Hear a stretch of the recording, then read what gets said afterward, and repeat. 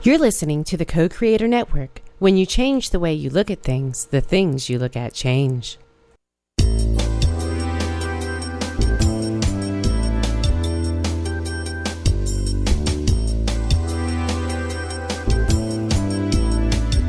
Good afternoon. Welcome to Why Shamanism Now, a practical path to authenticity, with your host, Christina Pratt, Director of the Last Mask Center for Shamanic Healing. She's talking about how shamanic skills can bring us to physical, emotional, mental, and spiritual well-being, especially when nothing else can. Now, here's your host, Christina Pratt. Welcome, everyone, to Why Shamanism Now. This is your host, Christina Pratt, and I would like to call in the spirits to be with us here today. So I call out first to the ancestors and ask them to gather around us here today. I call out to yours and to mine. I call out to all of those ancestral helping spirits who lived well and died well, and in this way bring all that is good and true and beautiful in our ancestral lines to us in this time for the living. I call out to these ancestors in particular who understood the true power of action, how to act in the world in such a way that would be good for the next 7 generations. And I ask these ancestors, yours and mine, to gather around us in this day to help us, the living, to learn from those who have gone before us, and to do what we have truly been called by this time to do. So with the ancestors gathered round in great, great gratitude, I reach down from the head to the heart, and the heart to the belly, and the belly into the earth, reaching down into the earth to give thanks for life, to give thanks for this day, to give thanks for the wonder and the miracle of life. We give thanks to the earth for all that has been, that has brought us to this moment, for all that is and all that will be. We give thanks to the earth for the beauty that abounds, and for this opportunity to live our life in this world that is held within the great mystery. So we give thanks to the earth and we reach down, reaching with our heart and our energy all the way down into the very center of the earth. And we draw this energy up from the center of the earth into our bodies, into our bellies, bringing into our bodies all the wisdom of manifestation and how to be here in form, in a good way for all living things. And with this energy, we cultivate within ourselves the power of grounding, the power of hearth and home, that home that goes with you no matter where you are.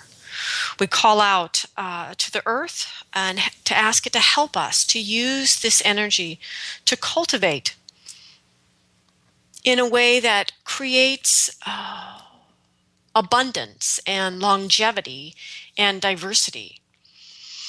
We call out to the energy of the earth to help us to feel our connection with all things, our interconnection with things, and ultimately our oneness with all things. And from that oneness, I invite each of you to feel your place, your right relationship with yourself.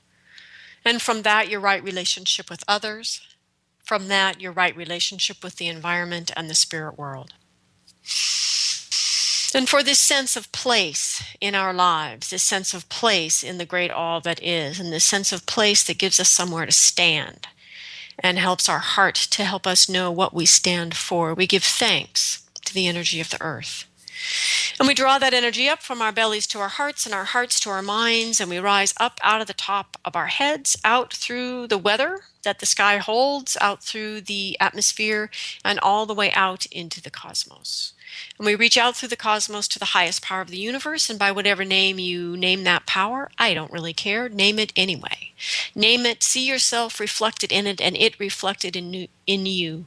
Know yourself in your oneness with the divine and draw this energy down. And with the act of power in your heart, call out into this day for protection, for blessing, for generosity and devotion, and draw these energies down, bringing in all the wisdom of the cosmos into yourself, into this day, into our proceedings. And in this way, we bring in the energy from above into our mind and our heart and our belly, and we invite these energies to dance and merge and mix within us. And in this way, we feel the greeting of heaven and earth, the energy of the big love, this great legendary pairing that give us all life that we experience in form. So we give thanks to these energies, and we ask them to help us to awaken the heart, awaken the space of the heart within us into the space of the big love. And we ask the heart to be the powerful crucible that it is. We ask it to draw up the passionate energies of the belly up into the heart and draw down the cool crystal clarity of the mind. We ask these energies to come together in the heart in this dynamic dance that destroys neither but gives birth to a third energy, and that is the knowing of your soul's true purpose. You may not know the whole thing. You may not understand the business plan. You may not even exactly understand what it looks like in form.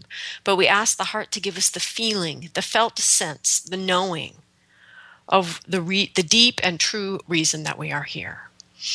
And we ask in the heart to find the courage to begin to act on that motivation, to be able to act on that gift and bring it into the world in some way, large or small, in this day.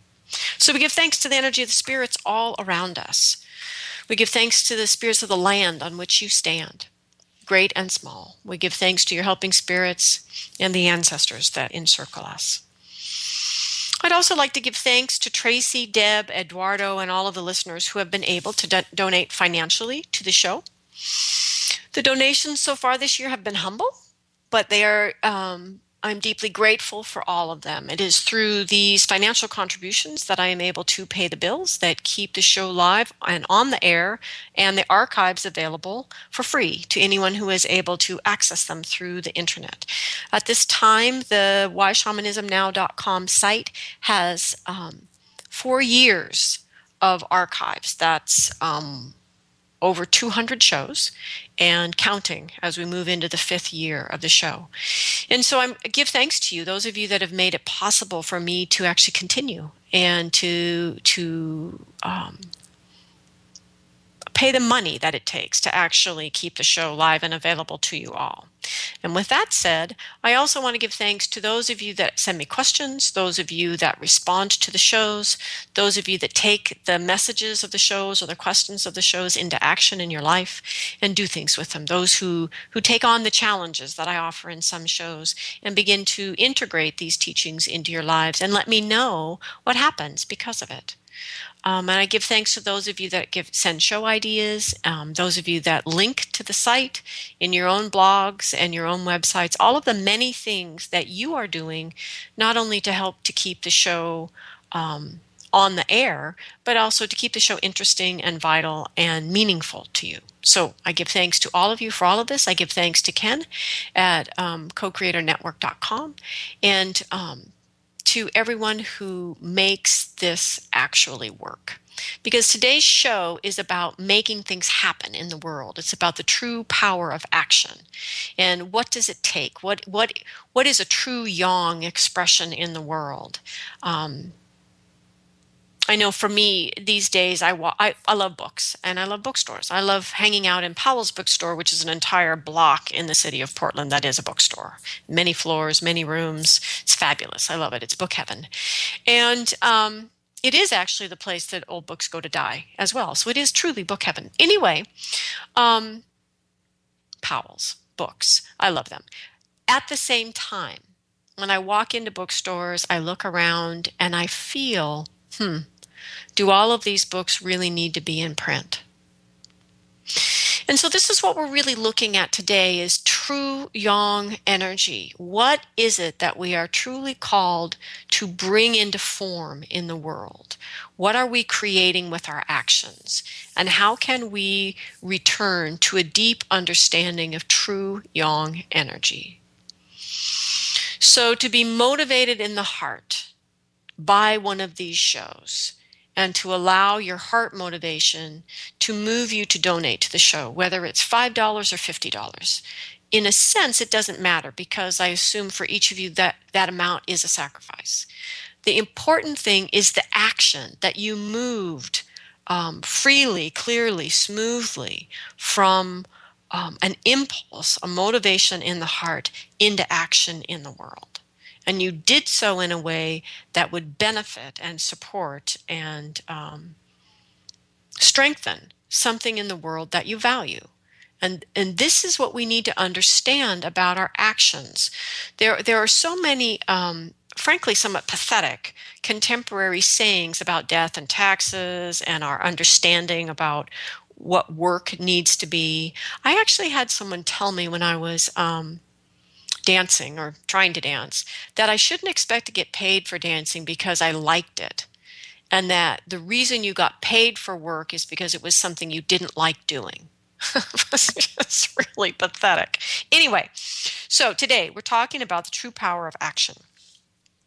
We are live and in person. If you would like to call in about today's topic, you can call in at 512-772-1938. You can Skype in from the code-creatornetwork.com site or email me at Christina at lastmaskcenter.org.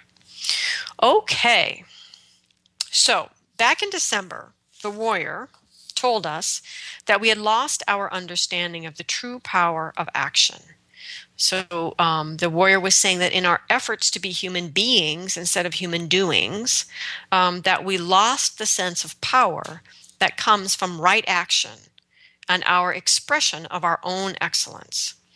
I also acknowledge that all of this comes from both the old story of the people, so that was part of the old story, but it also comes from our new age reaction to the old story. And that we need to recover from the stagnation of either. And to do that, we need to ask the question, how will we write a truly new story for the people, for the new world? And so we've been exploring this. It's now March, and we've been exploring this for a couple months. But in the January shows, I strongly suggested that we must cultivate new allies if we are to have a new journey. As I brought up many times on this show, the problem that I had with the sort of Mayan, Central American, South American, end of the old world, beginning of the new world hype was this idea that the old world was going to end, the new one was going to begin, and it was going to be sort of like a reset, like a do-over, and that somehow our actions, our choices weren't going to matter. And what I like about the stories from North America, particularly because of the strong presence of trickster in these stories, the same is also true in African stories, by the way, but anyway, particularly in North America, in those stories that talk about that transition from an old world to a new world, there's always this warning, this caution about the people, right? The people that bring into the new world the unresolved issues of the old. And so this is what I have been talking about, and most likely we'll talk about all year, is how do we, the people, those who have chosen to be alive at this time, who are shaping the story, the new story, with our actions. Again, it's not like we're not doing it. We are doing it. We're doing it every day right now with our actions, writing the new story. And so the question is, how do we write a truly new story? What do we need to do so that the outcome of the story is different than the one we've all been pre-programmed by our life experience in the old story to continue to propagate? So this was my question in January, is how do we write a new story for the people? And so throughout January, we talked about the need to cultivate new traveling companions, including yourself. You know, if we are going to each be part of writing a new story, we need to be new people. So my suggestion was that if we were to truly cultivate the 4 new allies of the unknown, the wild heart, the Tao, or complementary dualism, and the darkness as allies, then we would ourselves be changed by that. And we would be changed in ways that were necessary to experience a new journey, and in that then to participate in crafting a new story with our new allies. So if we are to craft a truly new story in our time for the new world, we must have the courage to be not only the dreamers we were born to be, but we must also be the fire and the water in equal respect and regard. So this week, we're talking about the fire. What does true yang energy look like? So there's a lot of really beautiful messages from different indigenous teachers and leaders out there in the internet, etc., Facebook, whatever. And they're talking about the Western world, and particularly America, as being excess fire, or excess yang. And that's where I take exception. Elementally, the American culture is excess fire, granted, but we are not excess. We are not too yang, is what I'm trying to say today. We are not actually yang. We are excess yang. We are deficient yang. We are stagnant yang. We are false yang. We are a very, very false yang culture. But the actual expressions of true yang are rare in our culture. They're not supported by the old story. And so this is what I want to talk about this week and next week about true yin, is to help us begin to understand, what does true yang look like and feel like in my little human life when I'm doing it or not doing it? Because if we can't bring these terms, these understandings, these ideas down into the place in which we're taking action, then these ideas aren't informing the true power of our action. See, that's my theory. Anyway, so this week we're talking about the true power of action, and in particular, what does a true yang expression feel like? Because yang energy is expression. It is that action, that movement, that rising of the infinite potential of the yin energy, rising out into something, into the expression that becomes a thing in the world. And so the important thing to realize is much of the excesses and the falseness of the old story, and much of what we created with the old story, instead of being villainized or considered to be toxic and evil. I mean, they are pretty toxic, but in other words, instead of being thought of as things that need to be eradicated, understand them as energies, pools of energy, resources of energy that need to be transformed. Deep, deep pools of energy that simply need to be transformed. Some of them simply need to be reminded of what they really are in their true form, and others will need to be transformed. But we need to step out of the battle. We need to step out of the fight and the idea of eradication, and step into this awareness of energy and the energetics of complementary dualism, and become skillful in our ability to transform energies in the old world whose usefulness have been outmoded by our growth, and learn how to transform these energies into something that supports the new story and the new world, and in particular the new song that the earth is singing, so that we can align with the earth and create a new story that is sustainable, that is good for all living things, that is not really based on fear, the lie of separation, and frankly, a death wish. Okay, so the old world sang a song of fire, and it told a story that said, reach for the light and fear the dark.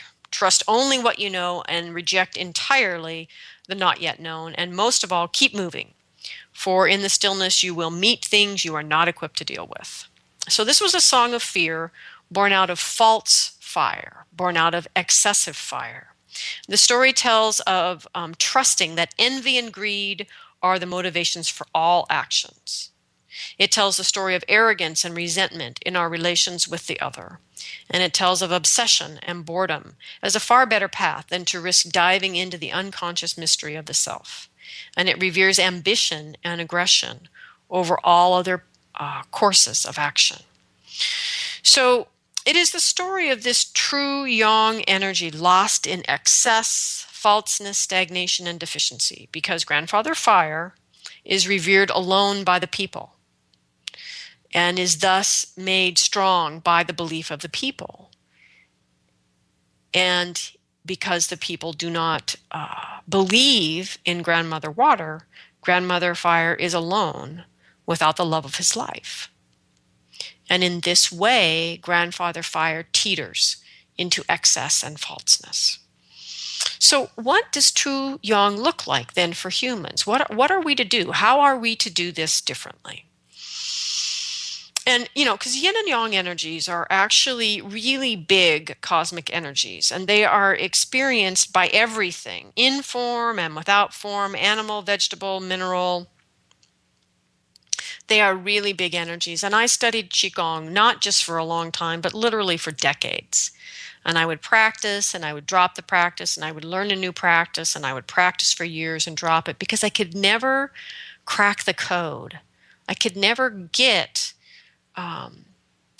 what the yin yang stuff was to humans. I couldn't get what it felt like apart from just feeling the flow of the chi or not flow. I could never understand it. And given my science brain, I just didn't find the poetry of the Tao particularly helpful. And nor the writings of most of the men that had written about it. I couldn't find the way in. And so the problem with that is if we're going to write the news story with our actions, then we need to talk about what the actions of true yin and the actions of true yang feel like for us as humans. Or we're just going to repeat the old stuff out of not even knowing what else could be done. So, first off, true yang energies. So they are the energies that I call in from above when I call in the spirits for each show. So you could begin there. So true yang energies, the innate energy of true yang is blessing. It is protection. It is generosity and benevolence. These are all true yang energies, and this is what we draw in from fire, from air, from sky, from the above realm. So as we continue today and next week, you have to remember that yang does not equal masculine. Yin does not equal feminine. This idea has been extended into our reality by countless healers, teachers, therapists, life coaches, shamanic practitioners who really do not understand yin and yang energies. And believe me, I understand the struggle to try to understand them. But it doesn't work to just say, well, yang's masculine and yin is feminine. That's not correct. You will dead end if you go that route, regardless of how special and important and how many books have been written by the person that told you to do that. It's not the path. All men and all masculine energy is composed of yin and yang energy expressions, and that they're flowing all the time. And the same is true for all women and all feminine energy. It is composed of yin and yang energy expressions that are moving and flowing at all times. And so we really want to just think about, apart from masculine and feminine, apart from men and women, how does yang energy feel in a human? How does yin energy feel in a human? Okay, so we're talking about these true yang qualities. Okay, so our first sense is the feeling of blessing, particularly giving a blessing, protection. So when you journey to your protector helping spirit, ask it to turn into energy, ask it to merge with your energy body and come back into your life, asking that helping spirit to protect you, that is an act of true yang. It's not just the act of protection itself, but it's also the act of doing what you need to do to be protected. So true yang is generosity, benevolence. I love that word. Beneficence, one of my favorite words. Beneficence. I love this word. It's an old-fashioned word. It comes from a time when sharing your excess, your abundance, was considered normal. So if you had abundant pear trees like we did this year and you actually had enough sense to preserve them, you would share those preserves with your neighbors just because you had so much. It comes, beneficence. It comes from a time when people raised barns together and when people gave just because you can in that moment and the giving is needed. I actually saw a little Facebook share yesterday about a young man who helps change the tire for a supposed Muslim man who was really an actor. And they asked him why. And he said, well, because it's what he believes in. It's what you're supposed to do. It's how to be in the world. And beneficence comes from this old set of values, older than the old story, right? And it is in very short supply in our old world, a world of greed and caring only for your own, or even worse, only for yourself. Beneficence is the beneficial nature of effect that we have on something, usually through generosity or the impartial love of other people. So it's about the big love, not about selfish love, small love, national love, but the big love, just loving life, loving people, and being generous and benefiting the world through that generosity. Not doing it because you need to, but doing it because you can. So that's one part of true yang energy. True yang energy in humans is also playfulness and joy. There is a great deal of true yang expression coming out of children when they're left to their own devices, boys and girls, that the play, the constant imagination and creativity of a day of play, and the joy that comes with, okay, broken arms, scraped knees, that happens too. But that robust energy in play and the imagination and the creativity, that's true yang. So what is happening for our children if they're not free to play and instead they're watching videos or playing video games all the time? Not that those things in and of themselves are bad, but if children aren't being encouraged to do anything, it's very passive. If they're not being encouraged to run with their imagination and to play and to feel joyful because of the spontaneity and the surprise of what happens, the exploration and the discovery, if children aren't free to do that in childhood when it's natural, when it's kind of the only thing to do, what are they going to do later as adults when they desperately need to find this, if they're ever going to find their soul's purpose? So be very careful, parents out there. I know parenting right now is a huge challenge. I get it. And at the same time, your children must play. Play in a way that allows for spontaneity and surprises and the joys and, yes, okay, the broken arms and the poison oak and the busted bike tire. That these things are important if a child is going to learn what it feels like to express their own true yang energy that is natural and innate in childhood, and thus an aspect of us as adults, because it is an energy that comes out of the healthy child archetype: playfulness, joyfulness, spontaneity. So this true yang energy is about taking the simple pleasures of the day in, about being vulnerable enough to let the sweetness of that crocus touch you with its courage, and that first little crocus that's coming out of the ground here in the northern hemisphere right now, and to exult in the movement of spring all around you. Again, if you're up here in the northern hemisphere, it's the playful energy that feels the thrust and the encouragement and the innate comedy of life. And playful energy recoils actually from the mean-spirited humor that is so common, for example, in late-night television. In every moment, there is this possibility of play and joy and silliness, and this is also true yang energy. So journey to a trusted helping spirit and ask where you last left your playful self. And is it there playing now without you? Journey to your helping spirits and recover your own playful self. You could also journey to ask, when did you stop feeling joy? Just the regular everyday joy that's present in any day. When did you stop feeling it?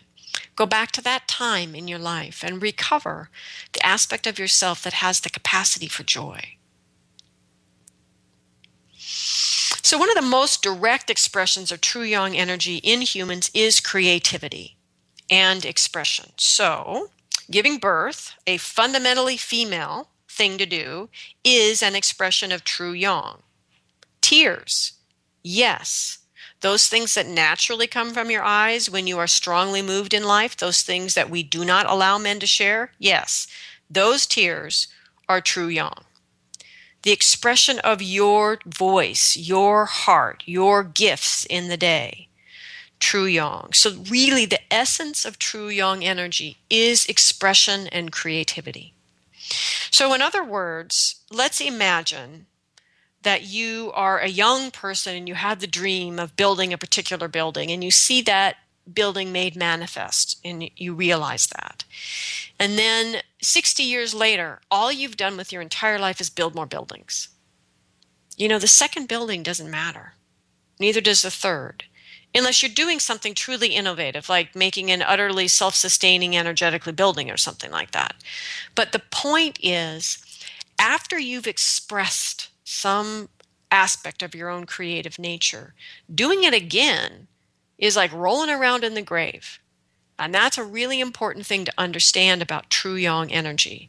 It's the moment at which Eckhart Tolle gained my respect.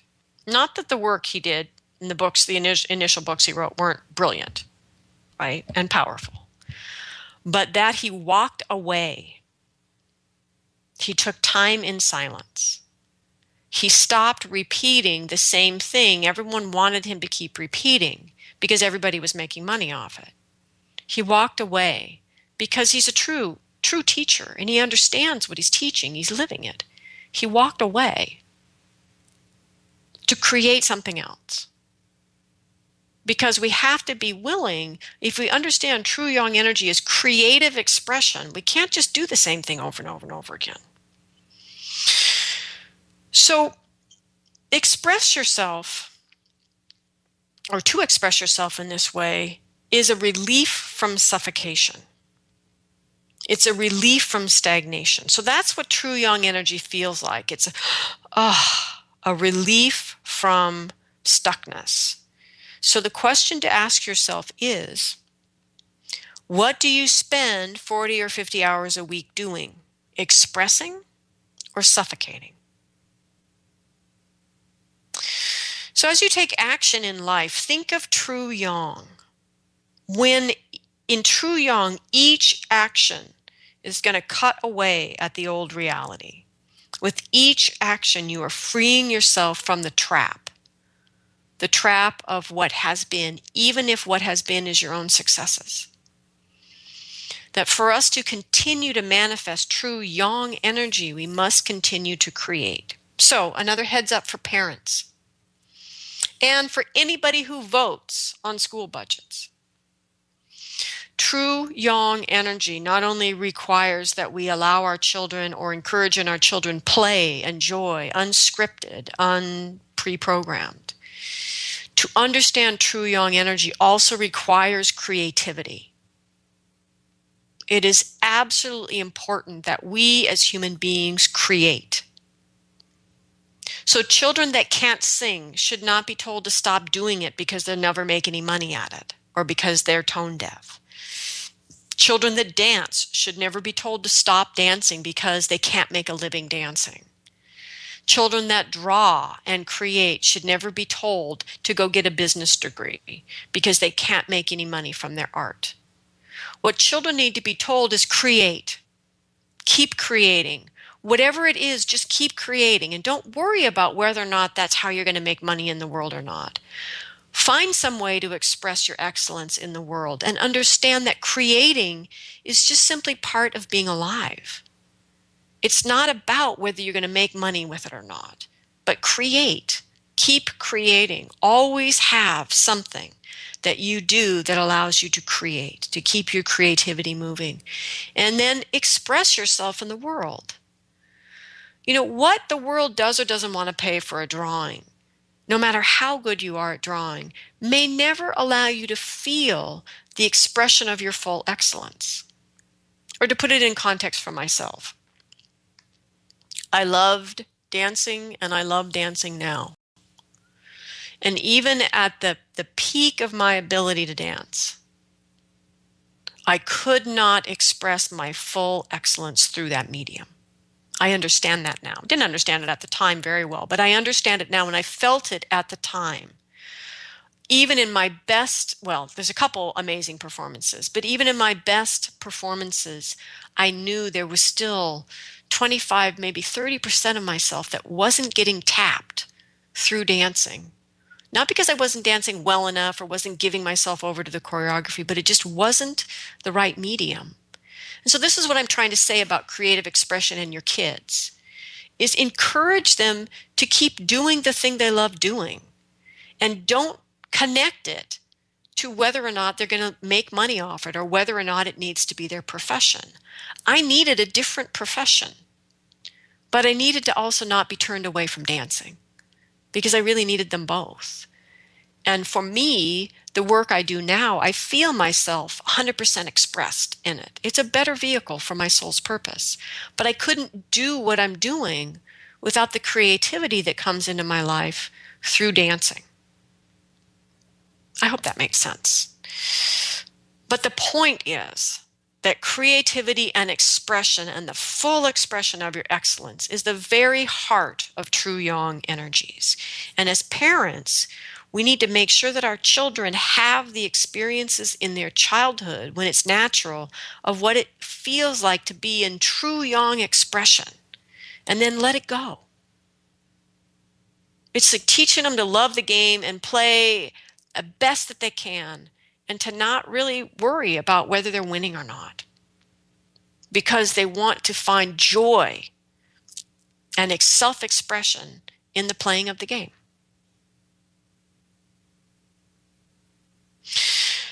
So the other thing about true yang energy is that it is completion.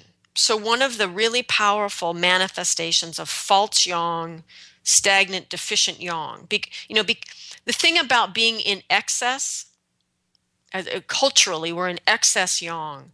It also puts us in a deficiency because there's no true yang. And where I see this most profoundly manifest, in the American culture at least, is at death, is in our inability to attend properly to completion of a life, to complete, in a sense, the end of a life. Because completion in and of itself, or to express fully without holding anything back, to give it everything so that it is done, is completion. There's also cleansing. So cleansing and completion are also part of true yang. It's the real art of releasing and letting go, of giving yourself over until you're done. How much do you have left undone in your life at this moment? So if you imagined yourself at your tombstone, and you imagined yourself listening as people talked about your life, if you were there at the moment of your burial or your cremation or whatever people are going to do with your body, what regrets would you have? What has been left undone? And how can you attend to your life now so that when your days are over, you feel a completion from your life, from your soul's purpose?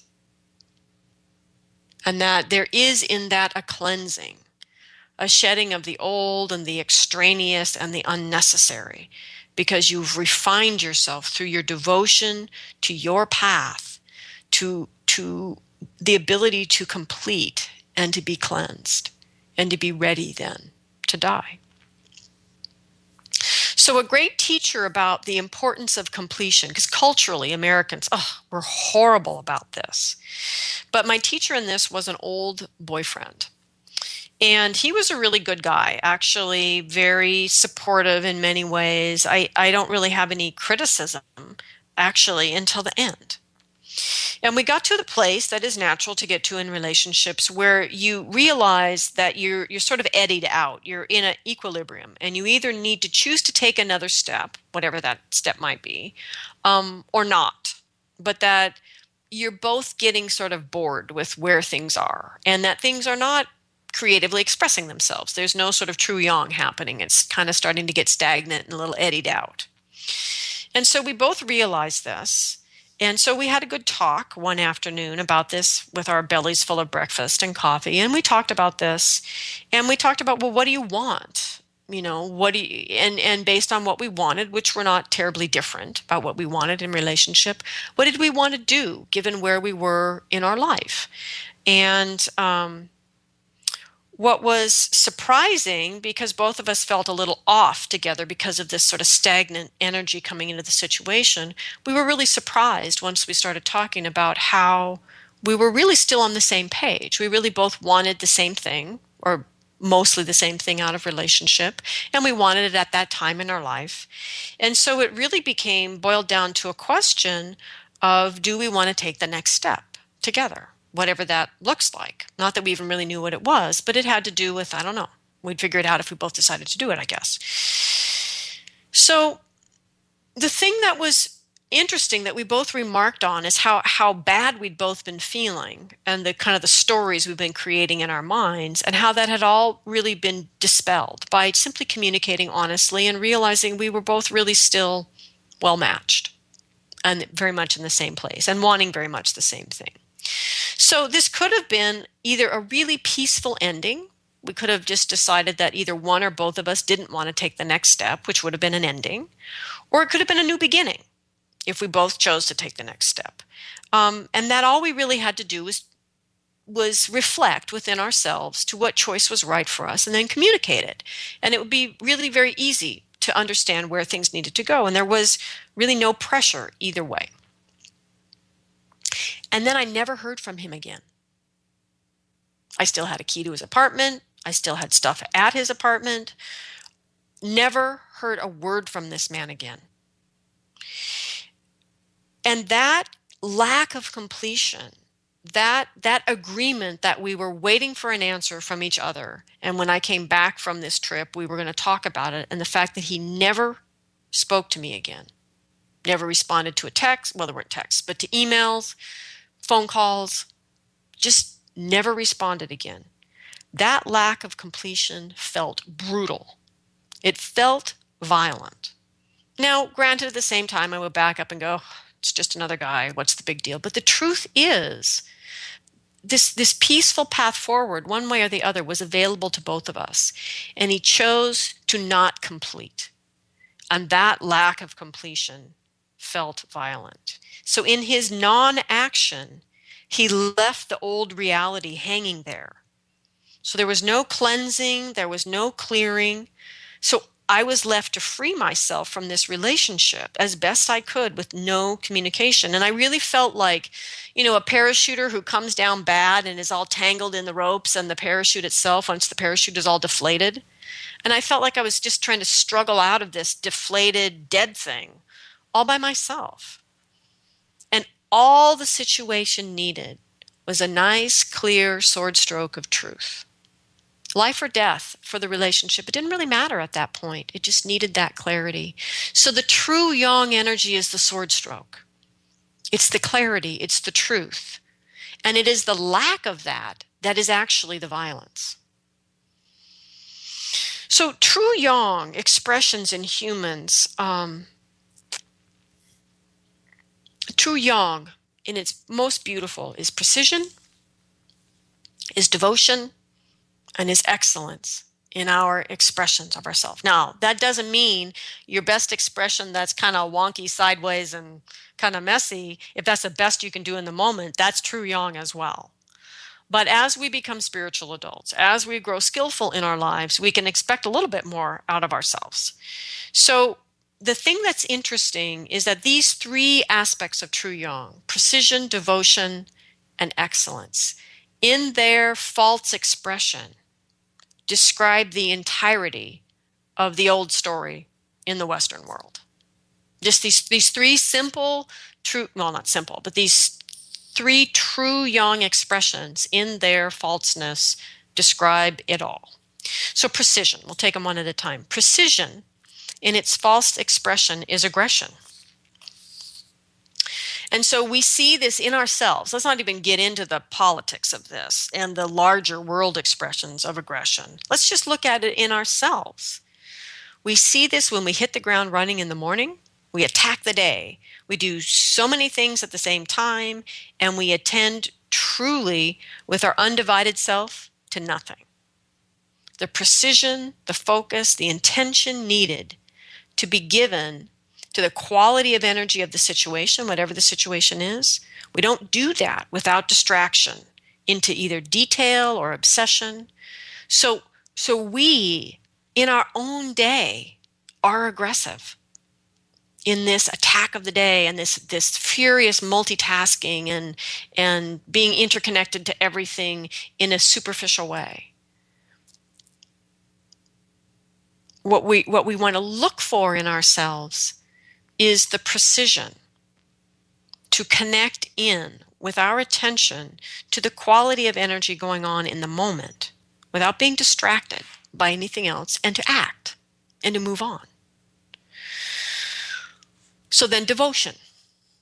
In its false expression, devotion is ambition. And ambition is what we do when we're trying to catch up with something that is really outside of our own true nature. In other words, devotion is what I bring to my own expression of my soul's purpose. Ambition is what I do when I decide my soul's purpose is something outside of what it really is. So I want to share something very Taoistic and interesting about this. When shamanism presented in my life and made itself painfully obvious, there was a moment that I remember thinking, I understood enough about shamanism to recognize it would require that I function in the unknown. I would never really be able to have a plan, et cetera, et cetera, et cetera. I had a long list. I looked at the whole list, and I realized that if I chose that path, it would mean I would always be functioning in my weakness and would thus develop the weaknesses in my personality, in my character, in my being in this life. And I thought, okay, then that's the right path. I didn't choose shamanism or accept the shamanism that had chosen me because I had any ambition to be a healer or a shaman or any of that. I had one devotion, and that was to doing what I had come to do in this life. And I understood that to be the expression of my soul.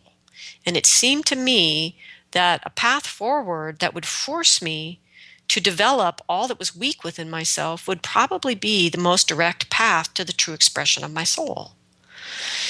And so in that moment of paradoxical thinking, there is the non-ambitious thinking. Whereas ambition is the wanting of something that is outside of your true nature, to foregoing the devotion to you, what is true to you, what is the essence of who you are and how to bring that into the world, and foregoing that to reach for something that's utterly outside of what your real calling is. So it's a kind of lusting for something other than our authentic expression of our own gifts. And it exists outside of the devotion to our own purpose and to the path necessary to express our gifts in the world. So now, devotion isn't outwardly sexy. It's not at all. It's kind of a little church mousy, right? So devotion doesn't attract the eye. Devotion is inwardly sexy. It inspires the heart to share what it truly wants. So let's say you're struggling with knowing your soul's purpose or your heart's path, however you think about that. And this means that you're struggling to hear what the Ling spirit of your heart truly wants to share. So, based on this information about true yang, what do? You devote yourself to something that matters to you. Truly, fully devote yourself to it. Court that thing. Devote yourself entirely to that thing. Show your heart through your devotion to whatever it is that matters to you, how inwardly sexy you are. And then after all of that devotion, all of that commitment to that thing, and all of the ways that has changed you, ask your heart what it truly wants. And you may get an answer. Purely, not by asking and journeying again and again and again about what your heart path is. Give it a rest. Become a person your heart would easily give that information to. And we do that through devotion. So true yang is also excellence, and in its false expression, excellence becomes arrogance. And we can certainly see arrogance in its direct expression in all facets of the Western world, whether it's because this is someone's strong feeling of pride or superiority or self-importance that gives them the permission to treat others with disregard, contempt, or entitlement. The entire America, as we know it today, is founded on arrogance and entitlement. The old story encouraged this. But what's more interesting to me, because that is so obvious, what's more interesting to me is the arrogance that arises from our over-identification with a role or a story. So it's the arrogance in the victim, or the arrogance in that sensitive New Age guy who attends workshops to get laid. Or my favorite, the arrogance of the light worker who refuses to look at his or own shadow issues because they are so light-focused. So this is the arrogance that is close to hand.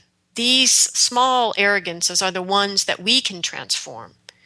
And if we begin to transform them and we believe in the excellence and draw our belief out of the arrogance, the entire field of arrogance grows weaker. The entire field of excellence grows stronger. So true yang feels like the sun suddenly piercing through the clouds on a cold gray day, or the fresh air suddenly being let into a stuffy space. True yang can be a piercing, usually with the truth, to relieve the suffering and suffocation of an old story, whether that is your old story or the big old story of the people.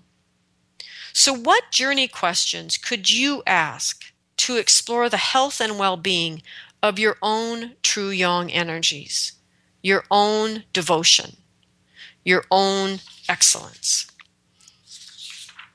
and your own precision?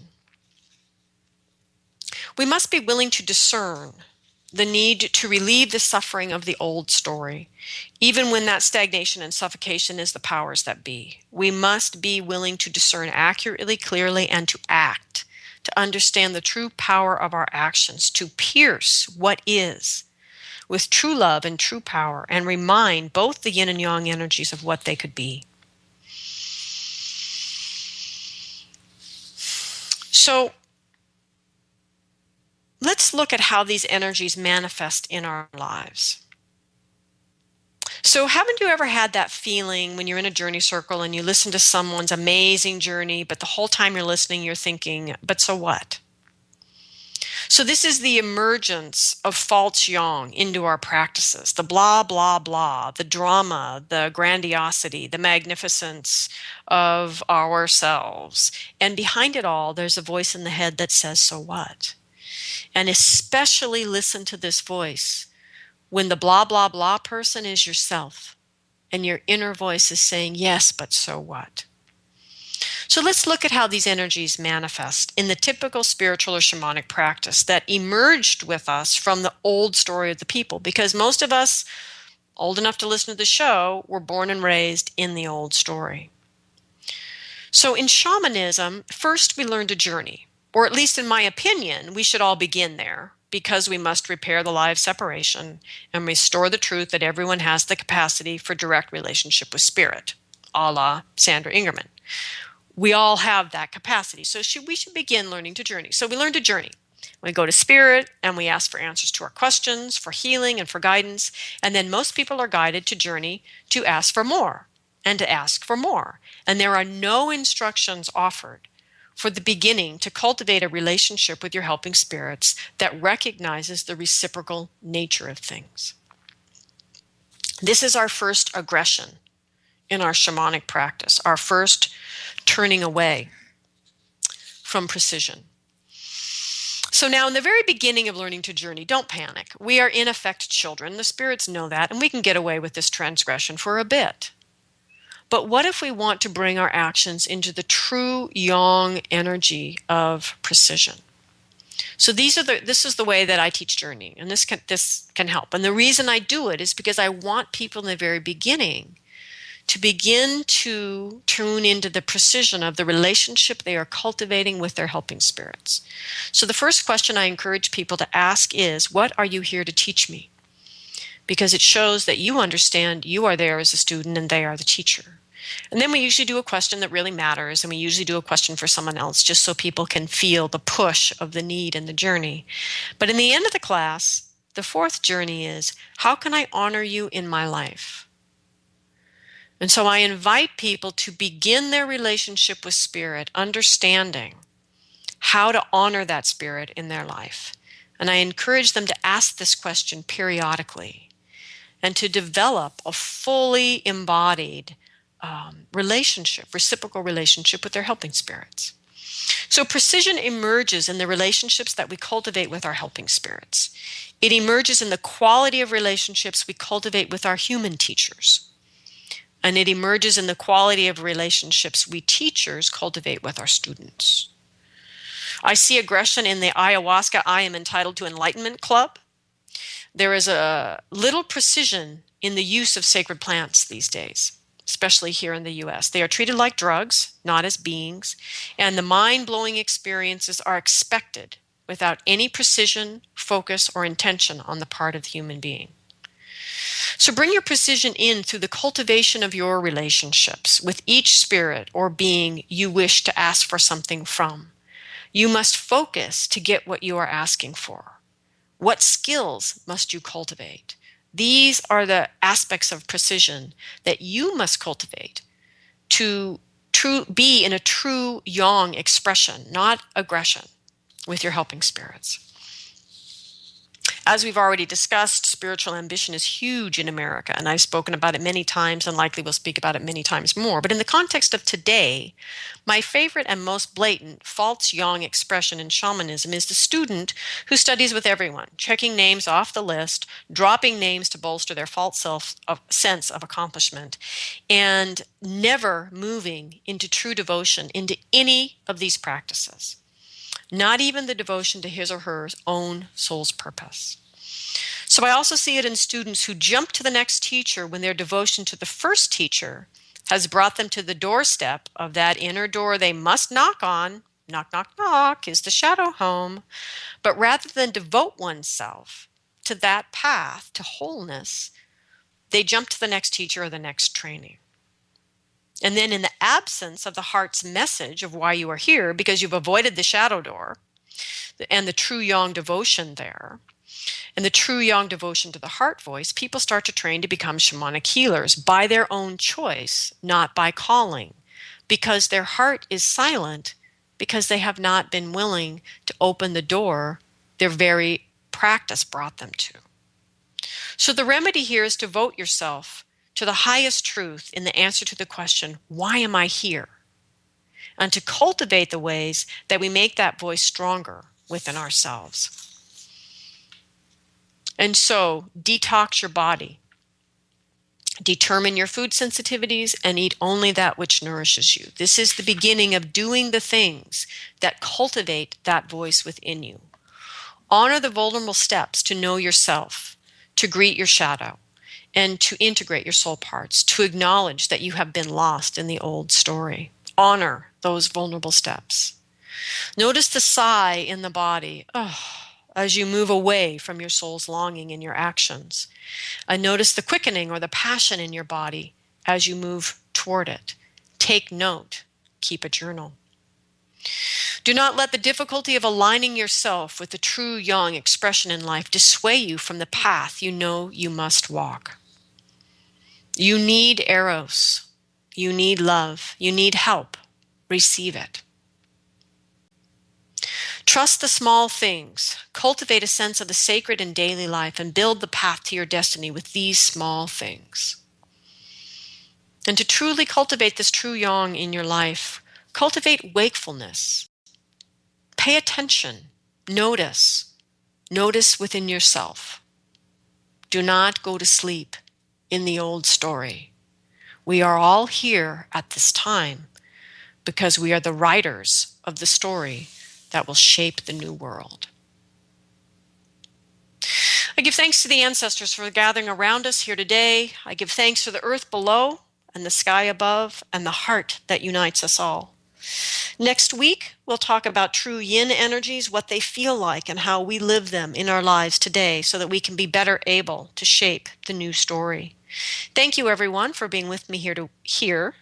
Have a great week and find something somewhere in some day that allows you to express your own true yang energies.